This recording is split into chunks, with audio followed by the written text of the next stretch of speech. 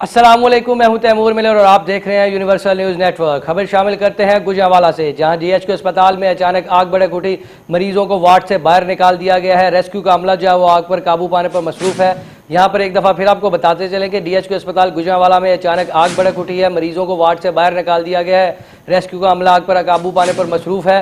हमारे नुमाइंदे इस वक्त अली शेर वहाँ पर मौजूद हैं, आइए उनसे बात करते हैं। जी अली शेर, मजीद बताइएगा ये आग किस तरह लगी और कोई मरीज जो है वो उनके जख्मी होने की भी खबर आई है? हाँ जी बिल्कुल, ये डीएचक्यू अस्पताल में अचानक आग भड़क उठी है। जो आग ने जो है 2 वार्डों को अपनी लपेट में लिया है। जो नेरो सर्जिकल वार्ड है जबकि आर्थोपेडिक वार्ड है, वहाँ पे आग अचानक भड़क उठी है, जिसकी वजह से जो हंगामी बुनियादों पर जो ज़ेर इलाज मरीज़ थे उन्हें बाहर निकाल लिया गया है। मरीज़ों को जो है बाहर बरामदे में वहाँ पे रखा गया है, जबकि जो रेस्क्यू की 2 फायर ब्रिगेड की गाड़ियाँ हैं वो आग पर काबू पाने में मसरूफ़ हैं। जबकि एमएस के मुताबिक उनका कहना है कि जो आग जो है एसीके में शॉर्ट सर्किट की वजह से लगी है। अभी तक जो है आग पर काबू 70 से 80% तक पा लिया गया है, जबकि रेस्क्यू ज़राए का कहना है कि जल्द ही आग पर काबू पा लिया जाएगा। लेकिन इस आग की वजह से किसी भी मरीज़ को कोई जानी नुकसान नहीं हुआ।